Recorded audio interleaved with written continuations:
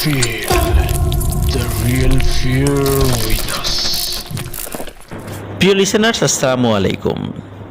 প্রতি শনিবার অনুষ্ঠিত আমার বলা বিভিন্ন পুরাতন ঘটনাগুলো নিয়ে রিমেম্বারিং স্টোরিজের আজকের এপিসোডে সকলকে স্বাগত জানাচ্ছি। আশা করি সবাই ভালো আছেন, সুস্থ আছেন। আমাদের YouTube channel Afnan the horror world, এই চ্যানেলে আপনারা এখনও যারা সাবস্ক্রাইব করেননি তারা দ্রুত সাবস্ক্রাইব করে ফেলুন, এবং আমাদের একটি ফেসবুক পেজ এবং গ্রুপ রয়েছে আফনান দ্য হরর ওয়ার্ল্ড নামে, যার লিঙ্ক আমাদের ভিডিও ডিসক্রিপশনে দেওয়া রয়েছে। এই লিঙ্কে গিয়ে আপনারা আমাদের ফেসবুক পেজ এবং গ্রুপের সদস্য হয়ে যান। চলুন কথা না বাড়িয়ে চলে যাই আমাদের মূল ঘটনায়। তবে ঘটনা শুরু করার আগে একটি মেসেজ আমি আপনাদেরকে দিতে চাই প্রিয় লিসেনার্স। সেটি হচ্ছে যে আমি কিন্তু ভূত এফএমের মাধ্যমে আপনাদের সামনে পরিচিত হয়েছিলাম। রাসেল ভাই বিভিন্ন সময় আমাকে বিভিন্ন ধরনের ঘটনার বিষয়ে আমাকে যখন বলতেন যে ভাই আপনি এটা এইভাবে বললে ভালো হবে বা এইটা একটু খেয়াল রাখবেন, তখন এইভাবে আস্তে আস্তে বলতে বলতে কিন্তু আপনাদের কাছে আমার একটা গ্রহণযোগ্যতার সৃষ্টি হয়েছে। এই জন্য সর্বপ্রথম মহান আল্লাহ সুবহানাহু ওয়া তাআলার দরবারে শুকরিয়া আদায় করি, আলহামদুলিল্লাহ। তারপর যেই মানুষটির প্রতি আমি কৃতজ্ঞতা জ্ঞাপন করব সেটি হচ্ছে আমাদের সকলের প্রিয় রাসেল ভাই। রাসেল ভাইয়ের অনুপ্রেরণা ছাড়া আমার মনে হয় না যে আমি যতটুকু আপনাদের কাছে গ্রহণযোগ্যতা পেয়েছি এই পর্যন্ত আমি আসতে পারতাম। এই ঘটনাটি আমাকে দিয়েছে সৌমিত্র রয়। তার বাসা ঢাকার বাসাবো এলাকায়, আর ওর গ্রামের বাড়ি ফরিদপুর জেলার মধুখালী উপজেলার নওপাড়া ইউনিয়নের সীতারামপুর গ্রামে। আর এই ঘটনাটি তিনি যখন সংগ্রহ করেছেন সেই সময়টা ছিল 2016 সাল। তিনি এসএসসি পরীক্ষা দেওয়ার পরে যে মাঝখানে একটি সময় পেয়েছিলেন, ওই সময়ে তার পরিবারের সাথে তিনি তার যে নানাবাড়িতে গিয়েছিলেন এই নওপাড়া ইউনিয়নে, এই সীতারামপুর গ্রাম আর কি তার যেটা। আর এই নওপাড়া ইউনিয়নের পাশে আরও একটি গ্রাম রয়েছে, এটার নাম হচ্ছে রায়জাদাপুর গ্রাম। ঘটনাটি মূলত এই রায়জাদাপুর গ্রামকে কেন্দ্র করে। আর যার সঙ্গে ঘটনাটি ঘটেছিল তিনি একজন ভ্যান চালক। তো ঘটনাটি কিভাবে সংগ্রহ করেছেন এই বিষয়ে আমি খুবই সংক্ষেপে একটি কথা বলতে চাই। সেটি হচ্ছে যে ওই সময় যখন তিনি 2016 সালে এই সৌমিত্র রয় উনি যখন গিয়েছিলেন তার নানাবাড়িতে, তো নানাবাড়িতে যাওয়ার পরে বিকালের দিকে একটু কাজ করতে বা ঘুরতে উনি বের হতেন। তো ওইখানে কাছাকাছি মধুমতি নদী রয়েছে, সেই দিকে যেতেন। তো ওই কাছাকাছি একটা জায়গা রয়েছে যেটা মধুখালীর কাছে, এইখানে কিন্তু একটা রাস্তা রয়েছে, এটা যশোরের যে হাইওয়েটা, তো ওইখান দিয়ে যশোর খুলনা যাওয়া যায়, যশোর খুলনা হাইওয়ে বা মহাসড়ক যেটা। তো ওইখানে বাগাট নামক একটা জায়গা রয়েছে। আর বাগাটের মিষ্টান্ন দ্রব্য এটা সকলের খুব প্রিয়, স্পেশালি বাগাটের দইটা অনেকের কাছে প্রিয়। আমি নিজেও খেয়েছি, আপনারা অনেকে খেয়ে থাকতে পারেন। তো উনি ওই কিছু জিনিস এই মিষ্টান্ন কিছু দ্রব্যাদি কেনার জন্য তার বাড়ি থেকে বলে দেওয়া হয়। তো উনি ওই জিনিসটা কেনার পর যখন যাচ্ছিলেন ওই সীতারামপুর গ্রামের দিকে, তখন যেই ভ্যানে উনি উঠেছিলেন এই ভ্যান চালকের নাম হচ্ছে নয়ন। তো ওই নয়ন সাহেব যখন উনি যখন তাকে ডাক দেন, ওখানে আরও ভ্যান ছিল, তো নয়ন সাহেব আসলে এমনভাবে তাকে ডেকেছিলেন খুব আন্তরিকতার সাথে যে তার ভ্যানে ওঠার জন্য। আর এটা সৌমিত্রের কাছে ভালো লেগেছিল। ওই ভ্যানে ওঠেন। তো ভ্যানে তো আরও যাত্রী প্রয়োজন ছিল, একজনকে নিয়ে গেলে তো পোষাবে না। তো সৌমিত্র রয় বলেন যে আমার তো একটু তাড়াতাড়ি যেতে হবে, সন্ধ্যা লেগে যাচ্ছে, আমাকে নিয়ে চলেন, আমি আপনাকে বসিয়ে দেব। তখন ওই নয়ন সাহেব তার ভ্যানে নিয়ে তাকে যখন ওই সীতারামপুর গ্রামের দিকে নিয়ে যাচ্ছিলেন, তখন যেহেতু একাই ছিলেন ওই ভ্যানে, তখন এই সৌমিত্র রয় ওই ভ্যান চালকের সাথে কথা বলছিলেন যে রাতের বেলা আপনি ভ্যান ট্যান চালান, ভয়টয় লাগে না? তখন তিনি বলেছেন হ্যাঁ ভয়টয় তো লাগেই, আর এই কারণে আমি রাতের বেলা ভ্যান চালাই না, সাধারণত সন্ধ্যার পরে একটু চালাই, এরপরে বাসায় চলে যাই। আমার বাবা আগে চালাতেন, অনেক রাত পর্যন্ত ভ্যান চালাতেন, কিন্তু একবার ভয় পেয়ে উনি আর চালান না, আর তারপরে একটা ক্ষতি হয়ে গিয়েছিল ওনার। তো এই কথাটা শোনার পর সৌমিত্রের আগ্রহ জন্মে যে আসলে কি ঘটনাটি ছিল। আর প্রথম দিকে বলতে চান নাই ওই নয়ন সাহেব, তারপরে বলেছিলেন। সেই বিষয়টি আপনাদের সামনে এখন বলতে যাচ্ছি। প্রিয় লিসেনার্স, ঘটনার যেই সময়টা, মানে মূল যে সময়টা, এই সময়টা ছিল 1980 সাল, তখনও শুরু হয় নাই। এর ঠিক আগের দিকে এক্স্যাক্ট সাল বলতে পারেননি, তবে 80 সালের আগে, মহান মুক্তিযুদ্ধের পরে, এর একটা মধ্যবর্তী সময় এই ঘটনাটি ঘটেছিল। ওই সময়ে এই নয়ন সাহেবের যিনি বাবা, উনি ভ্যান চালাতেন রায়জাদাপুর থেকে বাগাট পর্যন্ত আসতেন, আর বাগাট থেকে রায়জাদাপুর যেতেন।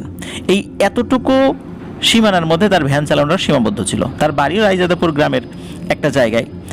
সেই গ্রামের ওই যেই জায়গাটা, ওই জায়গাটার নামের শেষে পাড়া শব্দটা রয়েছে।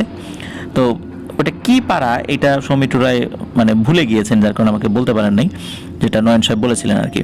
তো মূল গ্রামটা রায়জাদাপুর গ্রাম। তো রায়জাদাপুর থেকে বাগাট পর্যন্ত যাত্রীদেরকে নিয়ে আসতেন, আবার বাগাট থেকে যাত্রীদেরকে রায়জাদাপুর পর্যন্ত নিয়ে যেতেন। তো এটাই ছিল মূলত তার ভ্যান চালানোর জীবনটা, মানে এইটুক জায়গার মধ্যে তিনি সবসময় কাজ করতেন। তো অনেক সকালবেলা বের হতেন, ওই ভ্যান চালাতে চালাতে দুপুরবেলা কিছু যাত্রী পেলে আবার বাড়ির দিকে আসতেন, আবার খাওয়া দাওয়া করে আবার বেরোতেন। আর অনেক রাত পর্যন্ত অপেক্ষা করতেন, কারণ দেখা যেত যে ঢাকা থেকে যাত্রীরা অনেক সময় এসে ভ্যান পায় না গ্রামে যাওয়ার জন্য। এই জন্য বেশ উনি এই বিষয়ে খুব আন্তরিক ছিলেন, যাতে করে লোকজন সবসময় ভ্যান পায়। এই জন্য উনি সবার মধ্যে দীর্ঘ রাত করে ভ্যান চালাতেন।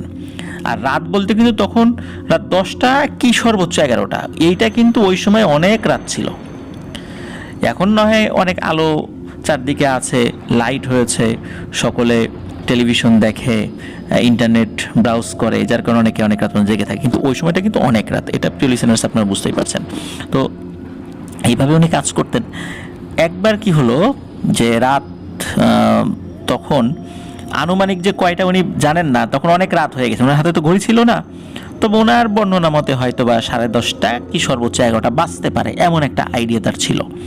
তো ওই সময়ে উনি দীর্ঘ সময় অপেক্ষা করে যখন বাগাট বাজার থেকে কোনো যাত্রী পাচ্ছিলেন না, তখন উনি খালি ভ্যানটা নিয়ে রায়জাদাপুরের দিকে যাত্রা শুরু করেন।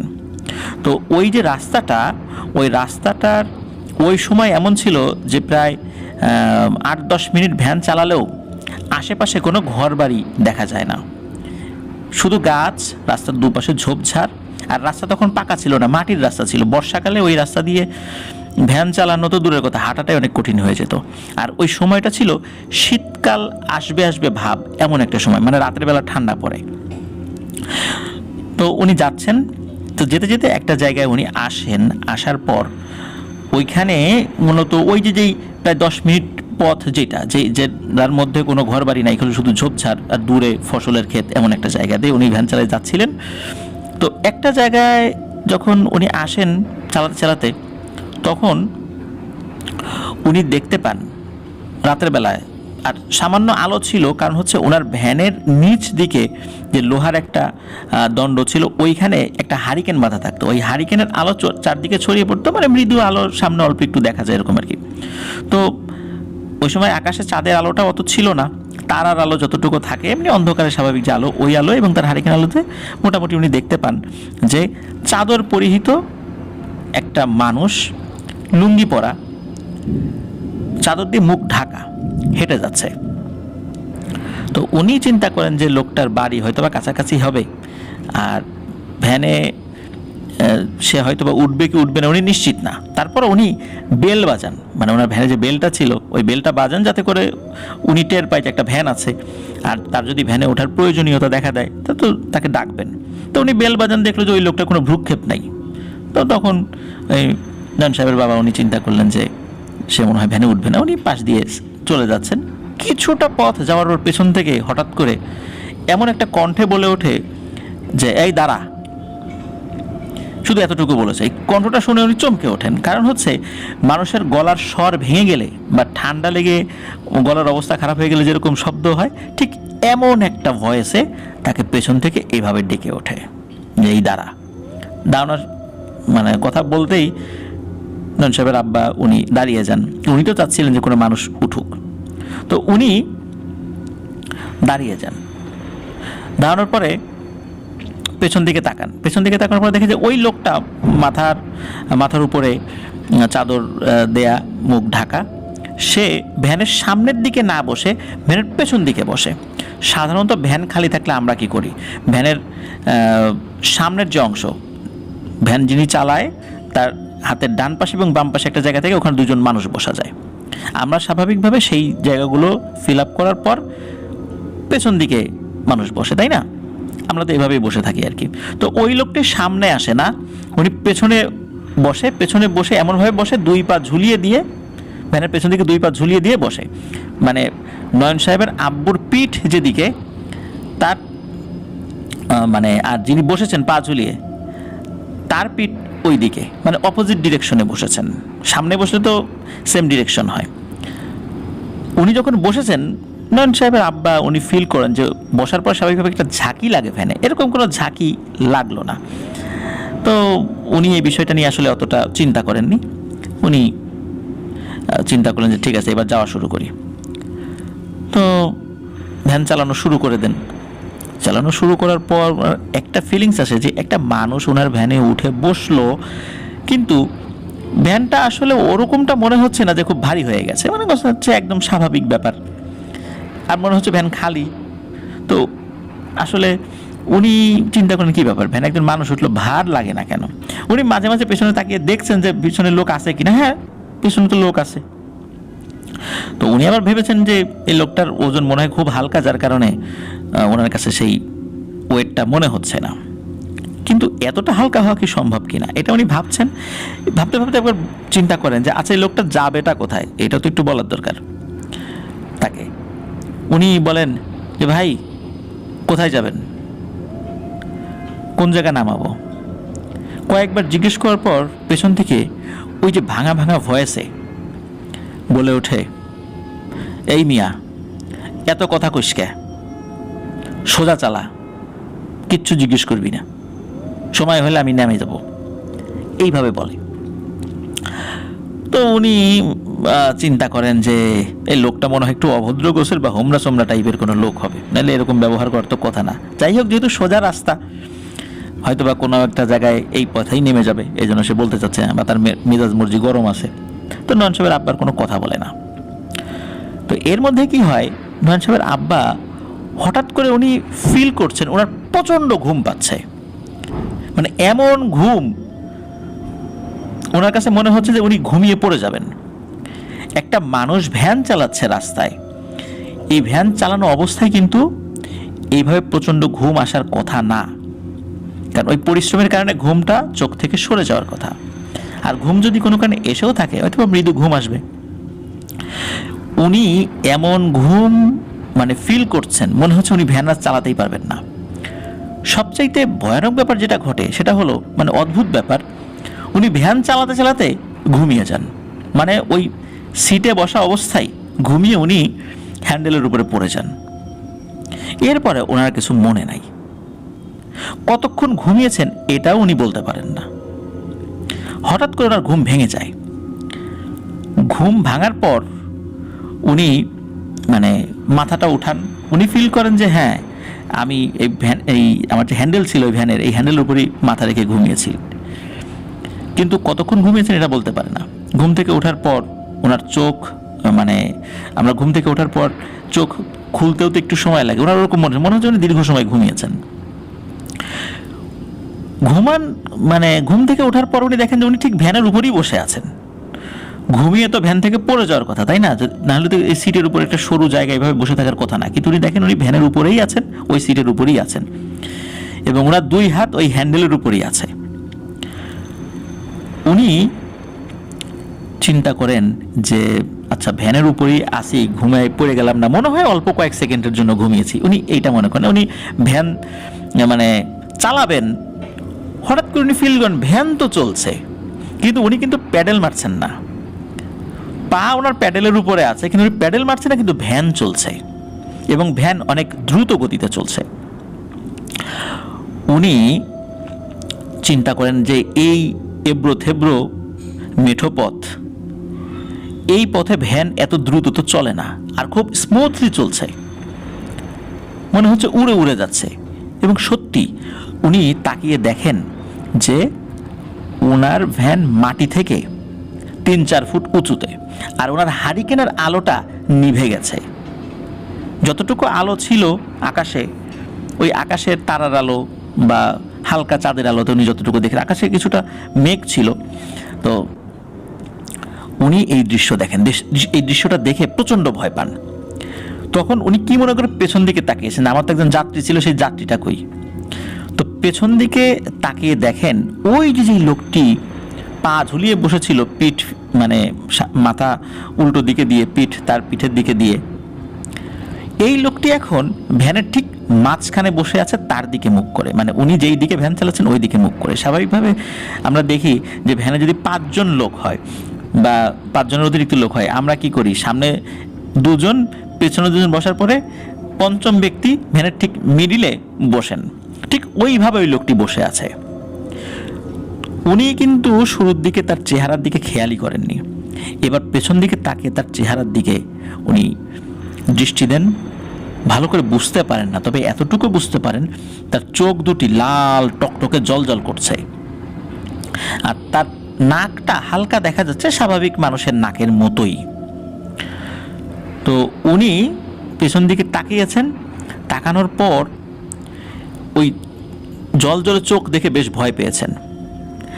আর যখনই ওই অবয়বটা দেখেছে যে এই নয়ন সাহেবের আব্বা পেছন দিকে তাকিয়েছে, ওই অবয়বটি লাফ দিয়ে উঠে দাঁড়ায়, 1 লাফে উঠে দাঁড়ায়। মানে বসা থেকে 1 লাফে উঠে দাঁড়ানো, মানুষ যেভাবে ওঠে ঠিক সেভাবে না, মনে হচ্ছে লোকটা মানে শূন্যে উঠে দাঁড়ালো এরকমটা। তার পাটা ভ্যানের সাথেই লাগানো, সে উঠে দাঁড়ানোর সময় হালকা একটু ঝাঁকি অনুভূত হয় ওই ভ্যানে, এবং তখন ওই চাদরটি সে 2 হাতে খুলে ফেলে। চাদরটি খুলে ফেলার পর নয়ন সাহেবের আব্বা দেখে তার আকার আকৃতি সর্বোচ্চ 5 ফুট 6 কি 7 ইঞ্চি, মানে একটা স্বাভাবিক মানুষের উচ্চতা যেমন হয় ঠিক তেমন। তার শরীরটা স্বাভাবিক মানুষের মতোই, কিন্তু অন্ধকারে মনে হচ্ছে একদম কুচকুচে কালো। শরীর যে লোমশ বিষয়টা এরকম নয়, মানে স্বাভাবিক মানুষ কালো হলে যেরকমটা হয়। কিন্তু ভয়ানক যে ব্যাপার সেটা হচ্ছে ওই মানুষটি দাঁড়ানোর সাথে সাথে তার 2 পাশে 2টা পাখা সে মেলে দেয়, ঠিক পাখি যেভাবে 2 পাশে পাখা মেলে সেইভাবে। বিশাল বড় নাকি সেই 2টা ডানা, এবং এই 2টা ডানা মিলে সে ওই ভ্যান থেকে একটা উড়াল দিয়ে ভ্যানের উপর দিয়ে সোজা সামনে চলে যায়, সামনে গিয়ে অদৃশ্য হয়ে যায়। নয়ন সাহেবের আব্বা এই জিনিসটা দেখে, যখনই ওই জিনিসটা উড়াল দিয়ে সামনের দিকে চলে গেছে, তখনই ওই ভ্যানটি শূন্য থেকে ধপাস করে মাটির নিচে পড়েছে। তো মাটির নিচে না, উপরে পড়েছে আর কি। তো মাটির উপরে পড়ার সাথে সাথে ধরুন যে 4 ফুট উপর থেকে যদি ভ্যান মাটির উপর ঠাস করে পড়ে, তখন অবস্থা কি হয়, ওই ভ্যানটি কাত হয়ে পড়ে যায়, ভ্যানের চাকা বা কোনো জিনিসপত্র ভেঙে যেতে পারে, এটাই স্বাভাবিক। তো ভ্যানটি যখন ঠাস করে নিচে পড়েছে এবং পড়ার পরে এক পাশে কাত হয়ে যায়, আর নয়ন সাহেবের আব্বা ওই ভ্যানের নিচে পড়েন। উনি মাথায় প্রচণ্ড আঘাত পান, এরপরে ওনার আর কিছু মনে নাই। সকালবেলা যখন লোকজন ওই দিক দিয়ে যাচ্ছিল, তারা দেখে যে একটা ভ্যান উল্টে পড়ে আছে, কাছে গিয়ে দেখে ওইটা নয়নের আব্বা।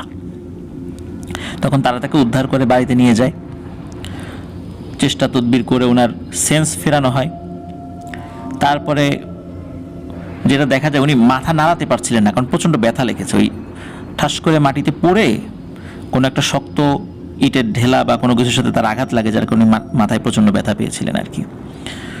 তো উনি কথা বলার সময় স্বাভাবিক হতে প্রায় 1 দিন সময় নেন, মানে উনি স্বাভাবিকভাবে যে কথা বলবেন এরকম একটা 1 দিন সময় নেন। 1 দিন সময় নেওয়ার পর ওনাকে যখন জিজ্ঞেস করা হয় কী হয়েছে, তখন উনি এই পুরো বিষয়টি সকলকে খুলে বলেন যে এই জিনিস দেখেছেন। তো উনি ওই যে আঘাত পেয়ে পড়ে গিয়েছিলেন, পড়ে যাওয়ার পর উনি তো অসুস্থ হয়েছেন, তারপর ভয় পেয়েছেন, তো বাসায় উনি ছিলেন। আর উনি বাসায় থাকার কারণে বাড়ির অন্য সদস্যরা তাকে সেবা শুশ্রূষা করতে পারছিলেন। উনি আস্তে আস্তে স্বাভাবিক হতে থাকেন, কিন্তু কয়েকদিন পর একটা সমস্যা দেখা দেয়। সেটা হলো যে উনি প্রায়শই রাতের বেলা চিৎকার করে উঠতেন, এই আইসে রে, আইসে আইসে। তখন বাড়ির লোকরা বলতো কি আইসে, তখন বলতো ওই যে জিনিসটা ডানাওয়ালা, যেই ভয়ানক জিনিসটা, ওটা বাইরে আইসে। তখন পরিবারের লোকরা বাইরে যেত, দেখে না কিছুই নেই। রাতের বেলা ওনার যখন ওয়াশরুমে যাওয়ার দরকার, উনি তো তখনও ওই যে আঘাত পেয়ে খুব অবস্থা খারাপ ছিল, ধরে ধরে ওয়াশরুমে নিয়ে যেতে হতো। তো রাতের বেলা বাইরে বের হলেই উনি বলতো, ওই দেখ ওই দেখ ওই দেখ আকাশ দিয়ে উড়ে যাচ্ছে, ওই দেখ কত বড় ডানা, কি দেখতে কি ভয়ঙ্কর, ওই যে উড়ে যাচ্ছে, আমারে নিয়ে যাবে, আমারে ডাকে। না না আমি ওয়াশরুমে যাব না, আমাকে ঘরে নিয়ে চল। তখন আবার ওনাকে ঘরে নিয়ে যেত। তো এইভাবে রাতের বেলা উনি চিৎকার চেঁচামেচি করে উঠতেন। মাঝে এমন একটি ব্যাপার ঘটেছিল যে রাতের বেলা টিনের চালে মনে হতো ধপ করে কিছু একটা বসলো, অনেক বড় বাজ পাখি টাইপের কিছু একটা যদি চালের উপর বসে, বা কবুতর বসে, কবুতর বসলে কবুতর যখন নড়াচড়া করে তার নখের আঁচড় কিন্তু টিনের চালে অনুভূত হয়। আমরা অনেক সময় এই শব্দগুলোর সাথে পরিচিত, আমি নিজেও এই শব্দগুলো শুনেছি। বা বড় আকার পাখি বসলে কিন্তু টের পাওয়া যায়, তার নখের আঁচড় টিনের চালে লাগে, ওই শব্দটা ঘরের ভিতরে থাকা ব্যক্তিরা টের পায়। তো লোকজন বুঝতো যে রাত্রেবেলা ধপাস করে একটা শব্দ হলো চালের উপরে, মানে খুব যে ভয়ানক শব্দ বিষয়টা এরকম না, মানে ভারী কিছু, মানে অনেক বড় কোনো পাখি এসে বসে এরকমটা মনে হতো।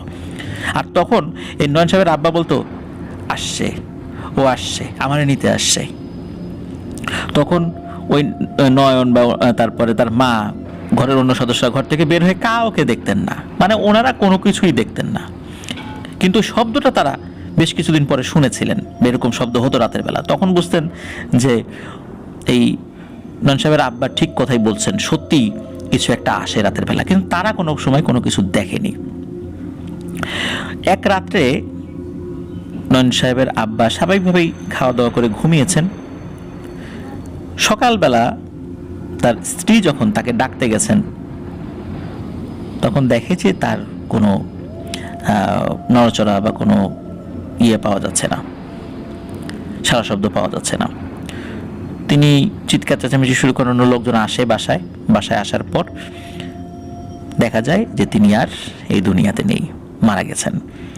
রাতের বেলা কোনো কিছু দেখে ভয় পেয়েছেন বিষয়টা এমন কিনা এটা কেউ বলতে পারে না, তবে উনি যেহেতু আগে ভয় পেয়েছিলেন আর ওনার এই ধরনের একটা ভয় ভীতি কাজ করছিল, রাতের বেলা এরকম চিৎকার চেঁচামেচি করতেন, সবাই ধারণা করা হয় ওই ভয়ের কারণেই তিনি রাতের বেলা মারা গিয়েছেন।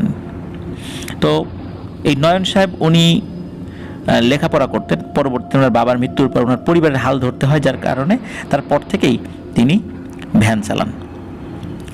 তো 2016 সালে ঘটনাটি সৌমিত্র রয় সংগ্রহ করেছিল।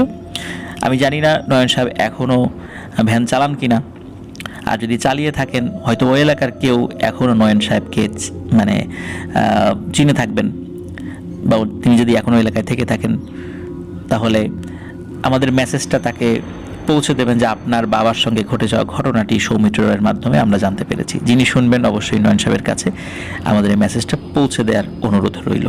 প্রিয় লিসেনার্স, আশা করছি এই ঘটনাটি আপনাদের ভালো লেগেছে। আমি আবারও বলছি, গ্রামের ঘটনা আমার কাছে সংগ্রহ করতেও ভালো লাগে, আমার বলতেও ভালো লাগে এবং আমার শুনতেও ভালো লাগে। এই কারণে গ্রামের ঘটনাগুলো আমি বেশি বেশি করে আপনাদের সামনে উপস্থাপন করার চেষ্টা করি। তো এটি ছিল। আসসালামু আলাইকুম।